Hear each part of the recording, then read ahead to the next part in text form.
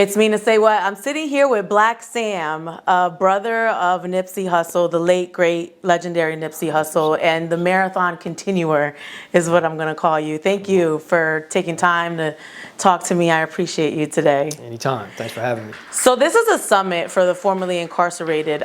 I've never heard of anything like this. Right. Why is it important to put people in the room that have the same life experience? And why is it important to do that? I think it's important, just conversations, education, getting people that's like-minded around, communicating on issues that can be changed.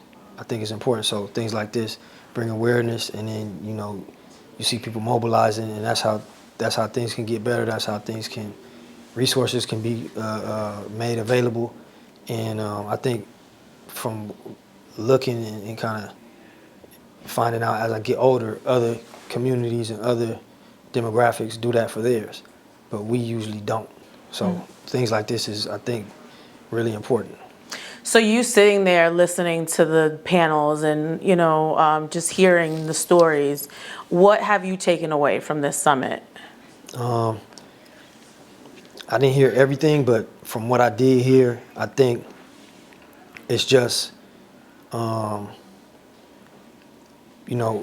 hearing people's insights, things that people have been through, things that, initiatives that they think should be in place, things that people are working on and do have in place. We met somebody that we mutually know that just got pardoned and got out. I think he had a life sentence and then got his sentence overturned. So just even with his case, seeing that from whatever reason they put that in front of somebody, and politically had to have somebody look at that and was like, oh no, he shouldn't have life for this. And so now he's out. Like so this is what I'm seeing from this, and even my past things. Like if you don't mobilize as a community, as a gang of a big force, it will get overlooked. So hearing the stories and seeing certain things, I think it's just important that it's not just people talking. Like things really can be affected, policies can change, and I think it's just important, if nothing else, people just come together on a regular basis and communicate and talk about issues. Can you talk about your personal journey with the system, and some of the things that you've experienced? Yeah. Maybe some of the things you wish would have been different, or you needed help with? Yep, I think from my experiences, I think it's the same. I think it's the same for a lot of young youth, really, that's trying to find a way or trying to financially figure it out. And maybe in my case, you try to get a job, you try to figure this out, but it's just not enough, or it's not available. So in the meantime, you got to go to something. So I think that's going to affect the youth at all times, because you turning 18, you're trying to get out the house or whatever, so you got to figure it out. So I think from my understanding of how I felt at those ages and seeing people that's like me, I know how they feeling. I think the emphasis should be on opportunities, trades, just figuring out how to make sure a young dude and woman is able to, know how to make money, so they don't have to resort to illegal things that, will end them up in jail or with a record. So not to be long-winded, but I think the important thing is figuring out how we can help give opportunities, give information, and really teach trades or entrepreneurship, or just making facilities available that people can come to, and then also employ too. Figuring out, like, hey, if you need a job, if you need some money right now, you need a job, we got somewhere you can go to, and don't make it like a drawn out process for youth. Like, a job shouldn't be something that may take 3-4 months, because in the meantime, somebody gonna forget it and go to crime. Yeah, I know you and your brother were mobilizing in your community, trying to get people on board and giving people opportunities.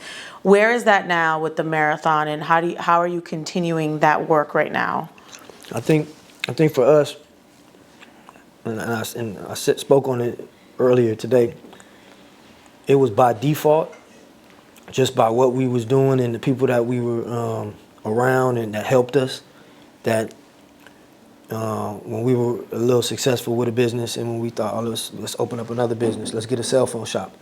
By default, the people that was around us, we like, oh man, you want to work in there?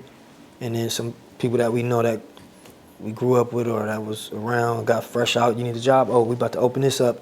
So I think by default, as we started getting bigger and more businesses, we just employed friends, family, and people from the area. But now that, we venturing out and getting locations in different areas, I think our goal was always to make sure that the people that started with us are good, and then from there, figure out how to still source, from the community and employ. So that's been a big focus on like how we hire and where we pull from, and I think from every business that opens up, that's going to still be a key thing. Figure out, try to help formerly incarcerated or people that's on parole or people that's on probation that may, this job may help them get off. That's interesting. Talk about the expansion of the business. What exactly are you opening? Where are you opening? Just elaborate that on a little bit. Yep. I think we just recently opened up a burger restaurant called Marathon Burger. Mm-hmm. So it's on Melrose in Gardner. Love that. Congratulations. Come on, thank you. Yeah, so that we got lucky and got with a good business partner. We always had kind of some thoughts to venture off, and it was just the right time. And then we have the new Marathon clothing store that is under renovation. It's maybe like 4 blocks up on Melrose also. I think it'll be opening probably the earlier part of 2025. And it's being remodeled right now. And then we have the original Crenshaw and Slauson location. It's being remodeled. It's been turned into the Neighborhood Nip Foundation. So we're going to try to operate that like a Boys and Girls Club. I love that. Yep. And, that's amazing. And we're going to put a studio in that lot. And my brother went, and when he was younger, used to go to Watts. And they had a free program for the kids that would teach them how to record themselves and make beats. So he always spoke like highly about how important that was for him and for every kid that went to that program. Ended up when they became adults successfully pursuing careers in music. So I think for that location, that's one of the big things that the whole team is proud of. We're gonna have that same music program open up free, and the facility is just gonna be for kids only. I love Parents that. drop your kids off in the front. So hopefully 2025 also, that should be fully open. What do you think God's journey is for you, his purpose for you? Man, I know it's a loaded question. No, it's okay. I have no clue 100%, but I think just showing up every day and just trying to stay aggressive and, follow the signs and take advantage of the opportunities, and at the same time, stick to the promise and the things that we said we was gonna do. I think is key, and just gotta. It's a marathon, as we said earlier. Just stay on it and understanding it's a lifestyle. It's not something that you do for a year or two. Like, this is a lifestyle. Get up, get to it, figure it out, and try to add value. Yeah, I have to ask you, what are you listening to right now? Music-wise? Yeah. Man, I don't know. I haven't been really listening to too much music, honestly. Okay. No Kendrick Lamar, nothing. Kendrick. No, I fuck with Kendrick. I fuck with and obviously what he been doing. He been smashing for sure. With everything that's going on. So I've been on that, but I kind of been off of like how I used to just be an avid. Rap music listener. I've been kind of off it as of now. I haven't really been too tapped in. Is it the content of the music? What do you think it is? What do you listen? Do you listen to any music right now? Yeah, I haven't really been, not too much, honestly. But it's not the content. Like I was raised on rap music. I think honestly for me it's a little bit different because it may be because of my bro. Like I don't really listen to too much rap as of now. I don't know why. I'm not really drawn to it. But when I hear certain songs that resonate or certain things, I'll still be like, oh, that shit is dope. But I'm not like actively, and I may be older too, I think. Because when I was younger, I probably was looking for rap music for guidance or like a big brother or an uncle or a father figure type of thing, which it is for a lot of youth.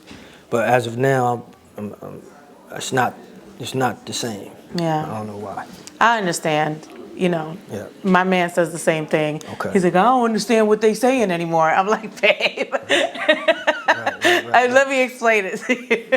Well, I appreciate your time. Thank you so much. Thank you for being here. Last question is, so you leave the summit, you leave here. What happens next? I think we're getting back to it. We're gonna go back red eye to LA, and we're trying to. The burger stand is open, but we still got some remodeling to do in the front of it, so we can open inside. And then, like I said, the Marathon store down the street, we remodeling that. Just hit the ground running. Go do some Christmas shopping. Right. I'm behind. Right. You a little behind, sir. Yeah, I'm behind. I'm way You're behind. a lot behind. Yeah. All right, thank you. I appreciate it.